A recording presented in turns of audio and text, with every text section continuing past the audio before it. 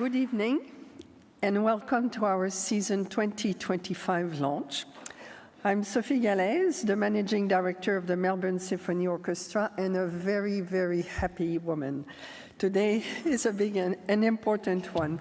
Thank you to the many of you who are joining us in the hall here in the Emirates. We have not seen that in many years. We had to open the balcony. Hello to everyone who's up there, and to the many of you who are watching us online. I would like to start by acknowledging the traditional custodian of the land on which we gather, the people of the Eastern Kulin Nation, and acknowledge their elders past and present as we honor the world's oldest continuing music practice. Before I introduce the first speaker of the amazing team behind our exciting program, I want to thank you for choosing to spend your precious time with us throughout the season. And thank you for the many, many new members who are joining us for the first time this year. And now, without further ado, it is my great pleasure to introduce you to our newest member of the team, MSO Director of Programming, Andrew Moore.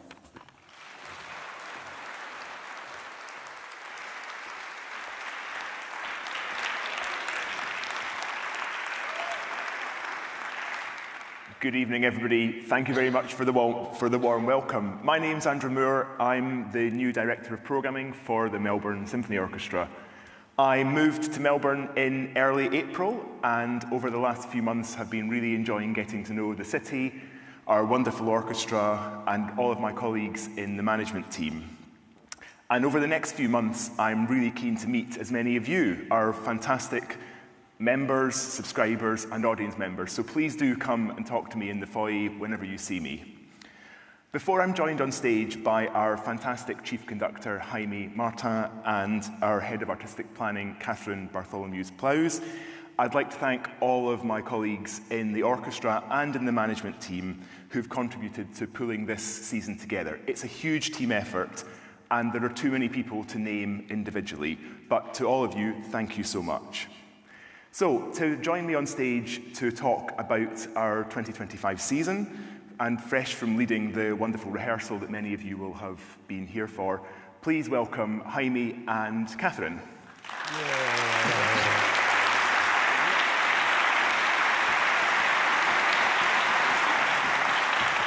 Good to see you. So, hello, good evening. Good evening. Are you fresh after the rehearsal? No, I am quite exhausted actually. I mean, this piece we are rehearsing now, Prokofiev, Romeo and Juliet, is a very demanding piece. You were here listening to this, and I'm so tired. You know, I cannot wait to finish. No, I mean, I cannot wait. You know, I am very happy to tell you everything about our next season. But what I really mean is that I cannot wait to, at some point, finish and then have a drink. Yeah, well, martini time is not too far away. So we'll talk about your Hamer Hall performances in a minute, but at the start of next season, there's something special that you're ticking off your MSO bucket list, isn't there? And absolutely, and this was very, very high on my bucket list.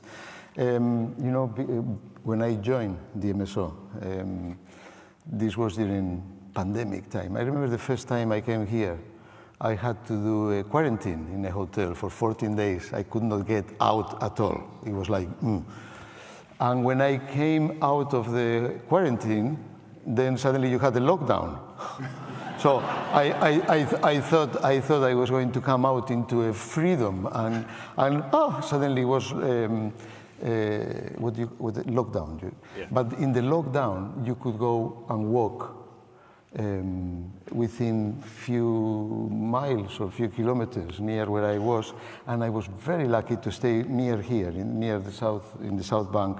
So the Botanical Gardens was one of my places. I went every day, and walking in the Botanical Gardens, I saw the Maya ball. I mean, this amazing plays, and later on I saw once the orchestra perform in one of those Mayer Ball concerts. So next season, for the first time, I will conduct one of those concerts in which we have like, what is that, 15,000 people? Or 10 to 15,000 people.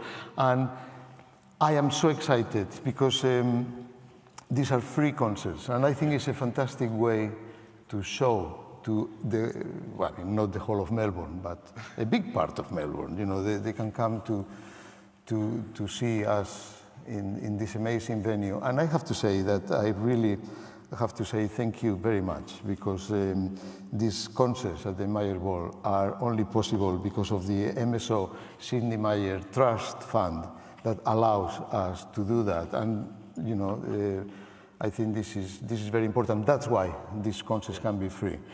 I am so excited. But the one thing I am not going to do is to tell you the program, which we are actually is done, but for different reasons we don't want to tell you yet. But will be a surprise, and as I always tell you, then you will have to be on the lookout for it and run for tickets. So yeah, we'll announce full details of the Sidney Meyer Music Bowl series towards the end of the year, so we'll have to wait to see exactly what's in store, but it's a fantastic programme. But here in Hamer Hall, you've been conducting a Mahler symphony every season, and the 2025 season opens with one. Can you tell us a little bit about why Mahler is so important for an orchestra and why you've chosen this symphony? Well, I think Mahler, I mean, it's such an exciting music. I think for a symphony orchestra, I mean, Mahler has to be part of the DNA. And in the case of our orchestra, I think it's a fantastic Mahler orchestra. It's something about the sound of this orchestra that I think is so suited, actually, for Mahler and for Strauss. The orchestra loves playing this music. Actually, the orchestra loves playing lots of music, because we were doing Prokofiev today, and the orchestra loves it also. But you are right. My first season, I opened with Mahler Symphony No. 1. My second season, we did Mahler Symphony No. 5. Last season, this season, we did Mahler Symphony No. 3, that actually, I still remember that concert. I thought it was a particularly amazing performance. I mean, I cannot send compliments to myself. I am talking about the whole effort by orchestra, soloists, chorus, everybody. And I really felt that the audience, I can see some people here now that after that concert they were, I'm looking at you particularly there, and that they were so incredibly excited after this Mahler performance. And we are going to start our next season with Mahler Symphony No. 2, Resurrection, which requires the incredible talent of the MSO chorus. And then we have two soloists, which I think will be fantastic. One is Eleanor Lyons and Katrina Morrison, that she was a winner of the Cardiff Singer of the World, I don't know, 2 years ago or 5 years ago. Okay, time flies. But so I think this is particularly exciting to do this performance. Mahler 2, you might remember from the latest film. It was about Bernstein, and that the last scene of this film was all Mahler 2. I mean, it's an amazing piece, and I cannot wait to hear our orchestra playing this. The week after we perform Mahler Symphony No. 2, we are going to do something very special, and I am so happy. And I think we have here one of the main characters of this concert. We are going to do a world, well, it's not a world premiere, we are going to do the Australian premiere of a new work for cello and orchestra by Lisa Lim. Lisa is a wonderful composer, she's Australian, and actually she's here somewhere. I think later on when lights, yes, you are there. And I'm so happy. I am so happy, Lisa, to be able to do your piece. You know, sometimes the way we organize and commission new works from composers is to do collaborations with other orchestras and to do a co-commission. So in this particular case of the new cello concerto by Lisa Lim, we are in a very, very good company, because this is a co-commission of the Melbourne Symphony Orchestra together with the Royal Concertgebouw Orchestra in Amsterdam and the Bavarian Radio Symphony Orchestra in Munich, the Bayerische Rundfunk, and the Casa da Musica in Porto. So it's a very good collaboration, and I think, as I said, I think we're in very good company. The soloist will be the absolutely amazing Nicholas Alstedt, who recently was doing concerts here, and he's fantastic. So I think the combination of having a new piece by Lisa with Nicholas will be amazing. I have to say to you that few months ago, you know, I mean, and this is part of how exciting it is to be part of the birth of a new piece, because I remember having a cup of coffee with Lisa near the conservatory, near the ABC, and discussing about the new pieces when you were writing the piece, and we were trying to discover how, what is inspiring you about the piece, and I was trying to get information from Lisa to see how to fill the program, what else to play, and I remember, Lisa, one of the things you mentioned about your piece, that this is like a piece that works on transformations, of how a tune transforms and evolves into something new. And that was a fantastic inspiration for us to choose the piece that would accompany this premiere. And so before the concerto, the cello concerto by Lisa Lim, we will perform La Valse by Ravel, which I think La Valse also is a festival of transformations. And I think the only reason I wanted to share this with you is because I feel so lucky to be able to be part of the process of the birth of a new piece. So we are so incredibly excited. Lisa and Catherine, you will speak about your achievements, but we are so happy. Thank you.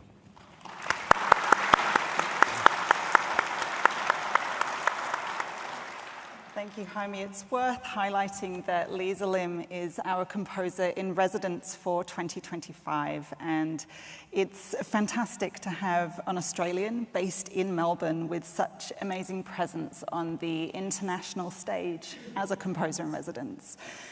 As Jaime said, Lisa really is making waves with her art at the moment and has just been awarded an Australian Research Council Fellowship to fund a 5-year program, as well as being named as the 2024 Opus Classic Composer of the Year, which present Germany's highest honours in classical music, as well as the Australian premiere of the new cello concerto. Lisa has co-curated MSO's Metropolis New Music Concerts at the Recital Centre in a festival we've called Composing Australia. Using music written by composers alive and working today, Composing Australia explores how immigration into the country weaves extra layers into our creative industries and adds to the wealth of artistry on our shores. As Jaime said, Lisa is here in the hall with us tonight, and we look forward to seeing her at concerts across the next 18 months.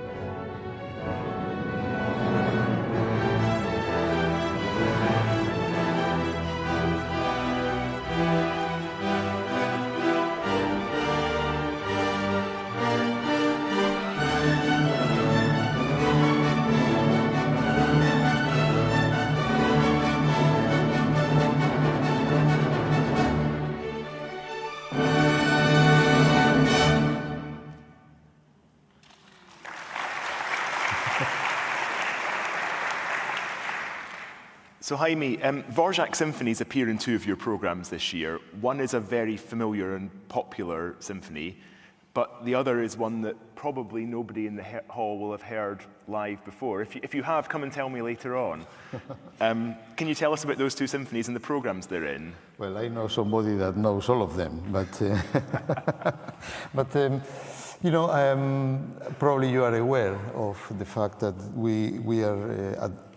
we have embarked on a recording project. We have created our own label, MSO Live, a label which is being distributed by the London Symphony Orchestra, their own LSO Live. So I think this is a very exciting partnership and a very exciting journey for the orchestra. We have, apart from the first CD that was published just a few weeks ago with Siobhan Stack, in which we did Strauss for La Songs and Debussy orchestrated by Brett Dean, we have started already our cycle of Dvorak symphonies. Our first CD will be released in a few months' time, which will be Dvorak Symphonies 5 and 6 that we performed in the last few months. I don't remember now when we did it, but I thought that was so incredibly exciting. I think it's a good way to start the cycle. Yeah. Two symphonies, I think number 6 actually is one of my favorites. And 5 is not so well known, but I think those two together, I think, make a very strong case for what we are trying. Just 3 weeks ago, we performed here Dvorak Symphony number 8, which I thought the orchestra was absolutely ridiculously amazing. Everybody played so well, and we have recorded that. So in our next season, we are planning to record, first of all, Dvorak Symphony number 2, which is not one of the most familiar pieces. It is wonderful. It is a wonderful piece. I know that there are people around the world that they travel to hear performances of this symphony because it's not often played. I promise you, it's a wonderful piece. But in case you had any doubts of coming to this concert in which we are performing Dvorak Symphony number 2, then I would like to share with you that in the second half of that concert, we are going to have the super pianist, Daniel Trifonov, to perform a Rachmaninoff third piano concerto. So I think the combination of Dvorak and Rachmaninoff 3 with Trifonov will make any of you that have doubts about coming. It's an exciting evening, isn't it? I think it is a very exciting evening. I mean, if you haven't heard Daniel Trifonov live, I really recommend you to come. The second symphony we are going to record in the season is later, almost at the end of the season, and that will be the super famous, and not for that reason, not amazing. I mean, I think it's the most beautiful music. It's the New World Symphony, Dvorak Symphony number 9. And so I think that, again, will be I'm really looking forward to play this with the orchestra again. Actually, I did a concert like 2 years ago with this symphony, with the orchestra. So I think it's to record the piece, I think, to do it for the second time and revisit. It's like revisiting an old friend for us. So I think it's wonderful to play that again for all of you. And actually, the program for that concert, I am really very excited also because we are going to start with an overture by Florence Price, which is an American composer, which actually was very influenced by Dvorak. I mean, yeah.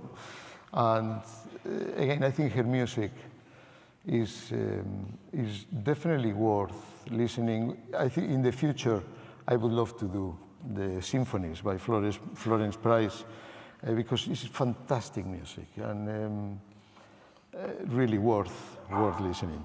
So in between the Florence Price overture and the Dvorak New World Symphony, we are going to have again a new piece, which will be a new concerto a piece for Yidaki Didgeridoo and orchestra by Deborah Chetan-Freyon.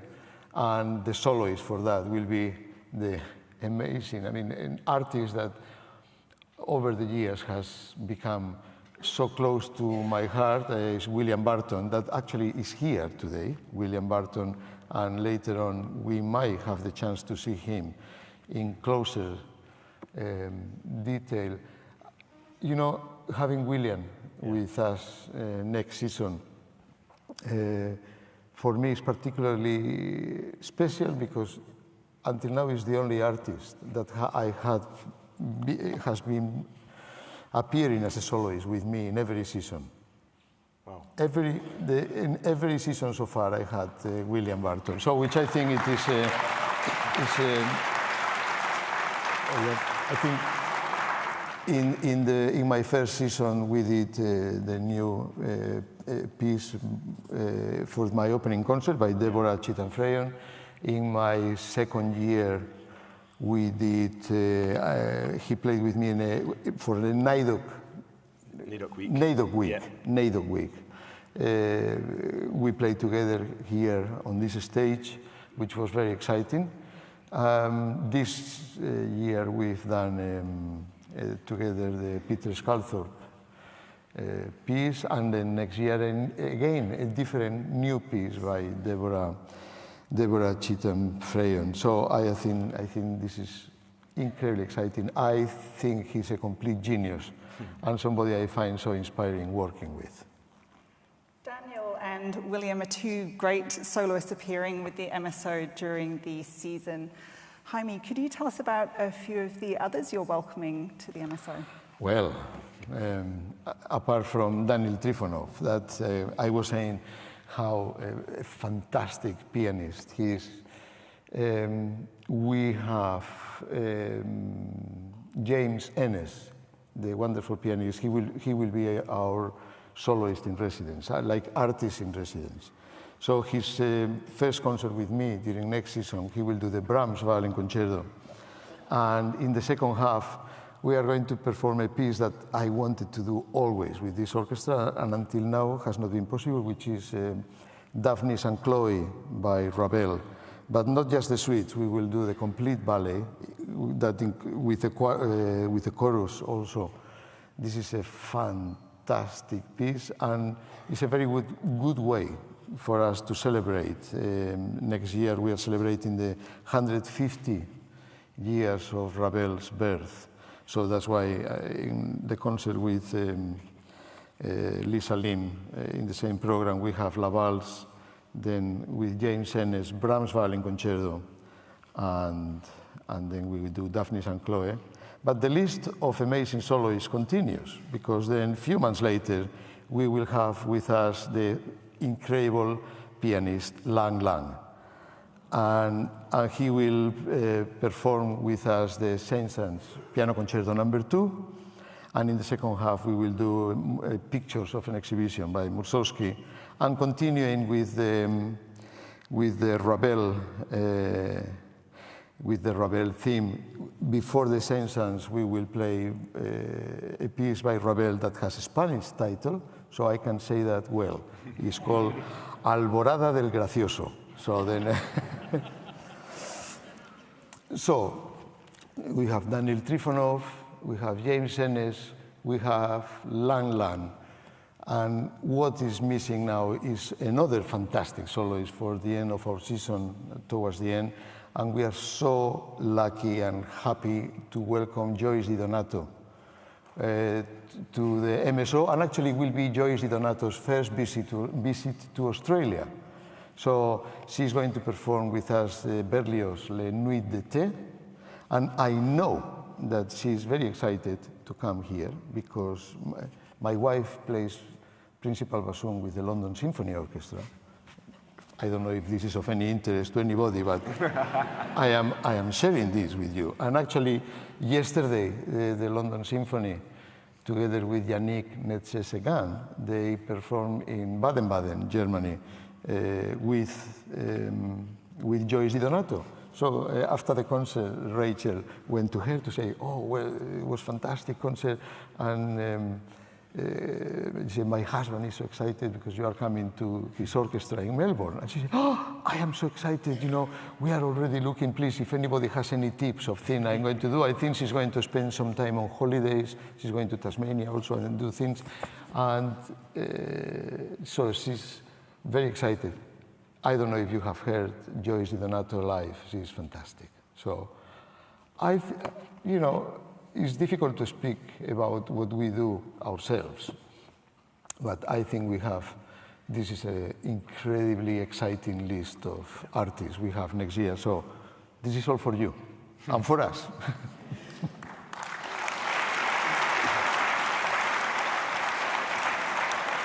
As well as the amazing artists in Jaime's programs, MSO also has two important debuts from conductors Elam Chan and Xiun Song.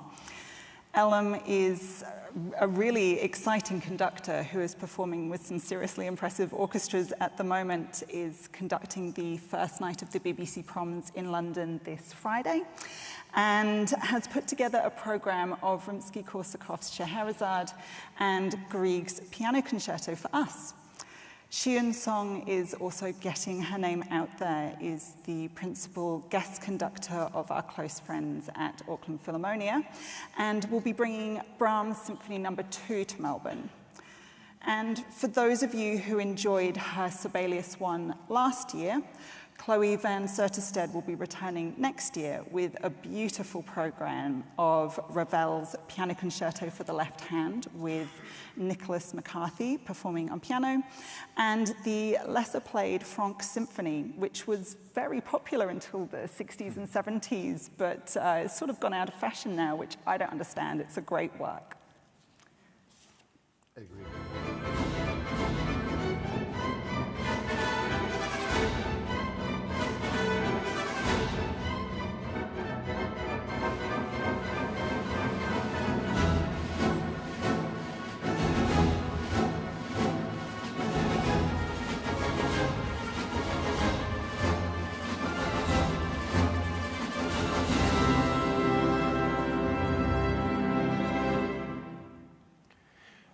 So our incredibly popular Quick Fix at 6:30 format returns next year on a Monday evening. Performances at 6:30 p.m. here in Hamer Hall. And the four works that we'll explore next year are the Third Piano Concerto by Rachmaninoff, the Scheherazade by Rimsky-Korsakov, Dvorak's Cello Concerto played by Rafaela Gomez, and the César Franck Symphony that Catherine mentioned a moment ago. And each of these concerts focuses on a single work, and before the full performance, the conductor will will introduce the work with perhaps some musical extracts to give you some more context and background to the piece. And these are great concerts to bring friends and family along to for a shorter duration, or for people who are newer to classical music and need convincing about it. As you will soon see when you go digging through our new brochure, an important part of our artistic family, the MSO Chorus, is celebrating 60 years in 2025. Of course, as you have just heard, they are opening the season in Mahler 2 with Jaime, but also have a special program with works by Brahms and Mozart's glorious Mass in C minor with Nicholas Carter, and also concerts which highlight both contemporary Australian choral works and more traditional coronation anthems. So we've already announced performances in May 2025 of Star Wars The Force Awakens, with the orchestra conducted by principal conductor Ben Northey. And Jaime, you were telling me recently how much you admire John Williams' music. Who doesn't? You know, well, I have to share this with you because like 2 months ago, in my position in Los Angeles, I am music director of Los Angeles Chamber Orchestra. We had a gala evening organized by the orchestra, and you know, LA being LA, we had like 15 film composers came to the gala. You know, they were in tables, and then we played a little concert and speeches, all this kind of thing. And John Williams was one of our guests, and he was there. And at some point, whenever I had the chance, I never met him before, So I went to his table. And actually I was kneeling on because, you know, he was sitting, and if I stand up, then so I almost was kneeling next to John Williams, and I went to say, look, and then actually he was incredibly nice, you know, because he kept calling me maestro. This coming from John Williams, and then I went to him and said, look, I didn't say Mr. Williams, actually I never used Mr. I said, look, John, do you mind if I take a selfie with you? and then I said to him, you know, but this is not for my son, it's for myself. and I really, and he said, oh, of course. And I said, no, I really mean it, it's for myself. And I told him that, you know, I grew up with, you know, the first Star Wars film. I was a young schoolboy, you know, and then you go to the cinema and suddenly hear that, wow, amazing orchestral music, you know, and then you think, this is amazing. And I have to say that I did say thank you to him. I say, look, thanks to you and other composers at the time, I think you have kept orchestral music alive. At the time that was difficult. You know, during that time, in the 70s, 80s, there was a time, some of the films. Yeah. Do you remember Chariots of Fire? And then that was music by Vangelis, but suddenly, and was fantastic music, but was played by the synthesizer. You know, and suddenly all the musicians in the world were thinking, oh, what's going on? You know, for us, that we play instrumental music with instruments. You say, what is going to happen? You know, is there going to be, are machines going to substitute us? Then came people like John Williams and many other, Ennio Morricone, and many fantastic composers starting writing not just for orchestra, but huge orchestras. They do Star Wars, Harry Potters, and all these things. Jaws, boom, boom, boom, boom, boom. These are double basses. It's not, you know, it's, I think those composers have created almost a necessity in all of us. You know, you might like Beethoven or not, but most of us have heard this amazing music on TV, on the cinema. And actually, the MSO, the Melbourne Symphony Orchestra, we just don't do Beethoven or Sibelius. You know, we do John Williams, we do film music, we do concerts with, a few weeks ago, Bart Baccarat. Was music, last week was Dan Sultan with the orchestra. So we are trying to play music for everybody. And in a way, what we want is to welcome anybody that loves music. And I don't know anybody that doesn't love music. And I think John Williams and film music have created almost like a familiarity. You know, when you hear now, we were playing Prokofiev, Romeo and Juliet earlier on, and some of these sounds, you might not know the piece, but you say, ooh, this reminds me. And I think people like John Williams have helped for the whole profession, and I think for all the audience. So if I was here, the day you are going to do the Force Awakening, you say, I am not around. If I was around, I promise you I will buy a ticket. Or maybe I get one for free because I have friends here. But no, okay, well, fair enough. But I would definitely go because I think it's so exciting. I think the important thing is just to see and to experience a live performance. And I think that's why we are here. So another one of John Williams' iconic scores is Indiana Jones, Raiders of the Lost Ark. And we're expecting 15,000 people to join us at the Melbourne Convention and Exhibition Centre over 3 performances in January.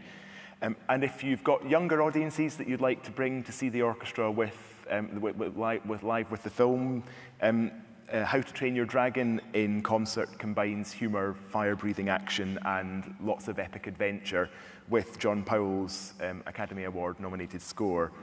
There will be more film and orchestra performances and some really exciting collaborations with artists from other musical genres, which we'll announce later in the year. But just before Jaime and Catherine go for a well-earned martini, Jaime, there's some exciting news to share about some support for your position, isn't there? Well, you know, I would like to mention this because it's very important for us and actually our supporters, people that support the MSO, is so important for us.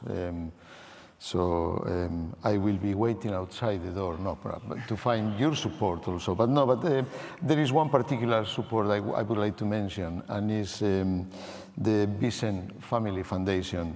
They very generously are sponsoring my position as chief conductor in the Melbourne Symphony Orchestra. And actually, this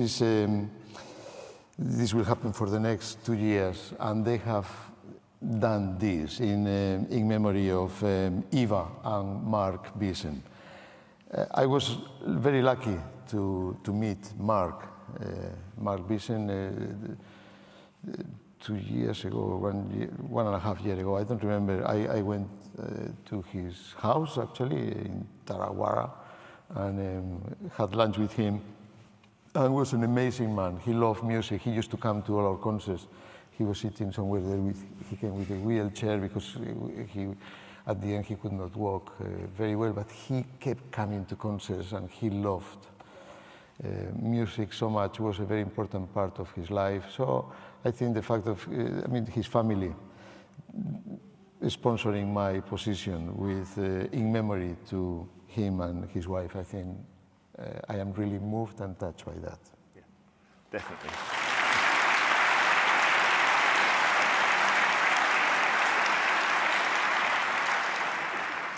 Well, I think now's the time to say thank you to Jaime and Catherine for joining us on stage, and see you at the bar later on. Thank you very much, and very nice to see you. Thank you for coming. Thank you.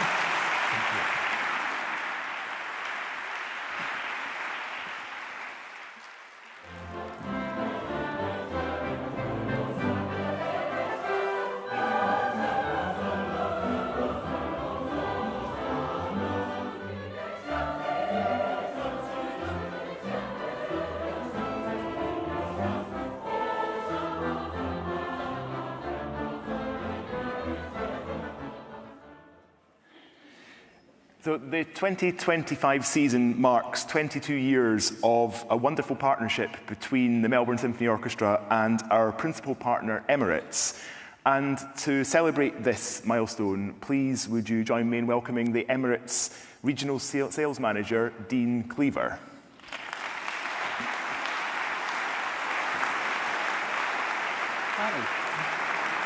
Hi, Andrew. Good evening, Dean. This is such an enduring partnership between our two organisations.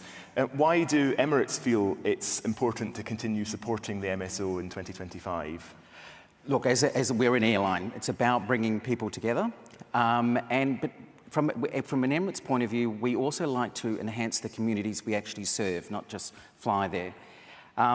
Through our MSO affiliation, through music, obviously through music, we like to think we are contributing to those communities.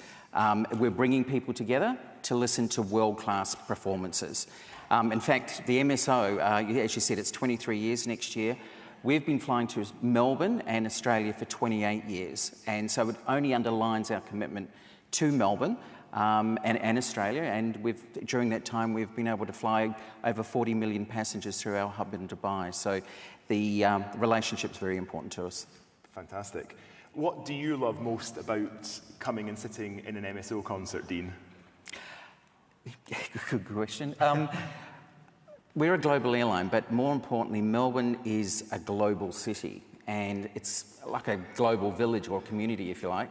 The one thing I do enjoy, obviously listening to the concerts, but looking around in the audiences, it's very multicultural, it's people from all over the world. So we'd like to think, well, hope that Emirates has contributed to bringing people from all over the world to enjoy the MSO concerts, and that's what I enjoy looking around in the audience to see. So talking about going all over the world, our partnership has some benefits for subscribers and members. Can you tell us, for those who don't know what they are, can you tell us about them? Yeah, there are a couple of good ones in the sense of if anybody or an MSO supporter through the MSO website makes their flight bookings on Emirates, there is various discounts up to $500 off their airfare. But one other item that we're really quite excited about that's been a little bit long in the development, but hopefully it'll be here soon, our in-flight entertainment system. It already offers 6,500 channels of entertainment and music, of course, all in different languages. But we hope to have a dedicated MSO channel that people can listen to on demand in flight at 39,000 feet, wherever they're sitting on the aircraft. So hopefully that's not too far away. Yeah, well, hopefully you'll hear some of the recordings Jaime mentions shortly. Exactly. Well, thank you for joining us tonight, Dean, and for Emirates' continued incredibly valuable support of the MSO. Our pleasure. Thank you. Thanks, Andrew. Thank you. Thank you.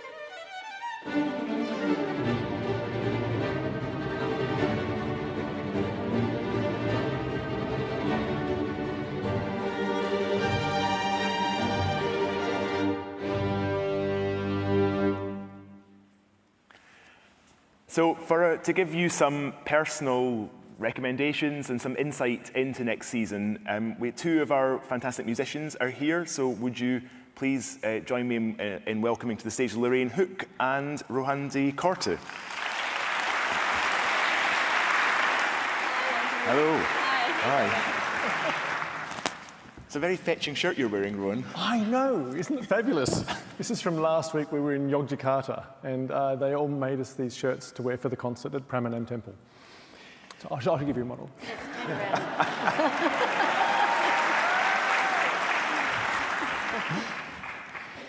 So, Lorraine, there are some really fantastic opportunities this season to hear some of your colleagues in the orchestra playing as soloists, aren't there?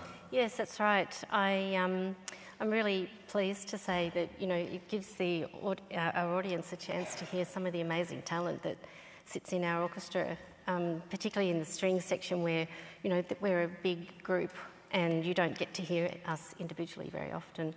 So there's Fiona Sargent, who's from our viola section, is going to be playing a Hindemith concerto for the Melbourne Recital Centre series, and Elena Fashke, who's our assistant principal cello, assistant principal cello, is playing Rococo variations in the town hall, and Tahia Kishambeev, who's our acting concertmaster at the moment, is playing Saint-Saëns violin concerto on our country tour. So. The regional touring is a really important part of what we do, isn't it? Why do you and the colleagues in the orchestra love the regional touring so much? Well, I think, you know, we're called the Melbourne Symphony Orchestra, but really we're an orchestra for the whole state. And I think it's really important that we get out to the regional areas. And the audiences out there are so appreciative when we're there. You can see it on their faces when they're watching, you know. And it's not uncommon to come out after the concert and members of the audience will thank us for coming to their city. And we see a lot of families, and they bring their children along to the concert. So it's really great to see being able to pass that on, you know, to the younger people as well. And of course we do schools concerts every morning after the evening concert. So, and sometimes that's the first time some of those children have seen a symphony orchestra before. So, you know, it's very rewarding to be able to share that. Fantastic. And Rowan, chamber music's also a really important part of the DNA of the orchestra, isn't it? Yeah, we love our chamber music. Next year there's going to be some fabulous chamber concerts. But I was, you know, thinking as we were sitting backstage, Wednesday at my house, when I was growing up, I always remember my mother, well, she was a very practical woman. She had 4 children, and we all played music together. So that was how, my start to chamber music. But she was also the kind of woman who didn't like cooking that much, and she created a 7-day timetable for the week, and Wednesday night was rissoles. So if anyone's grown up the way I did, and when I went overseas when I was 19, I made a point of trying every possible new food that I could. And I remember at the age of 22, I tried my first salmon, grilled salmon steak, and I was blown away. I remember in Japan trying a few things that had to sort of be left to the side of the stage, but. The chamber music series, in a way, is, I was thinking about it, in the MSO we have 88 fully trained, fabulous chefs. And the chamber, series is a chance for us to actually cook our own meals. And you will get next year some interesting offerings. And I suggest you go and try them all. From the 4 bassoon chamber concert to Sarah Caro's, notes on war letters and things like that. I think there's some amazing stuff to be had there. I think the chance to hear 4 bassoons is quite unusual, quite a rare opportunity, isn't it? Definitely a rare opportunity, And Lorraine, is there a piece that you're particularly looking forward to playing next season? Yes, I mean, it was a bit hard to choose just one. I think, when Lang Lang is coming, that's going to be an amazing show. Pines of Rome, in the rehearsal today, Jaime said to the audience, "Oh, it'd be so great if you could come and sit on the stage and hear what it's like from in there." And it's one of the things I like about the Pines and the Fountains of Rome, because the forces are huge, and you sit there and you just get enveloped in this sound, and I really love that. It's one of the things I love about being in the symphony orchestra. But probably it would be Daphnis and Chloe, I think. And partly too, because we're going to be doing it with Jaime, is last year we did La Mer with him towards the end of last year, and it was such an amazing performance. It kind of blew me away a bit. I remember coming off stage and, everybody was so excited. It was really memorable, and so it'll be great to do some more French music with him. And, the Daphnis and Chloe, the violin parts are really detailed. There's lines and dots, probably the same for the cellos. There's just so much detail on the page, and it takes a lot to get it all in and trying to do everything. So I'm looking forward to that challenge. Sometimes in the first violin parts, the music is divided into 4 staves. So there's 4 staves going, and so the desk in front of you is playing something different to you, and the one behind is doing something different again. So there's all this stuff going on. But but then the whole thing sort of comes together in this sort of beautiful sort of overarching work. It's wonderful, and I'm sure Jaime was going to be pulling it together just like he did La Mer last year. It's a real masterpiece, isn't it? It really is. And not to mention, of course, that the flute is a bit of a hero in that piece. And, so I'm sure Jaime will know where he wants to take that. Yeah. And Rowan, is there a soloist in particular that you're looking forward to welcoming to the orchestra? Well, I can't wait to hear Alina play, but Raffaella playing the Dvorak, I've watched her on YouTube, so I can't wait to hear her live. She's just such a creative musician playing the Dvorak cello concerto. That'll Fantastic. Be amazing. Great. Well, thank you very much to Lorraine and Rowan for joining us on stage. That's the end of the formal part of this evening. There's so much we haven't talked about, but you'll find it all in your season brochure. Please do collect a copy as you leave, and have a chat with our box office team who are out in the foyer. For those of you who've joined us online, you can view the full programme at mso.com.au, and you can book your seats tonight. But before we finish, we'd like to say thank you very much to everybody who's made this event happen, from our technical team, front of house, and everybody here at the Arts Centre. Thank you very much for coming. I hope there's lots that you're excited about, and see you for the remainder of this year and next year in 2025. Thank you.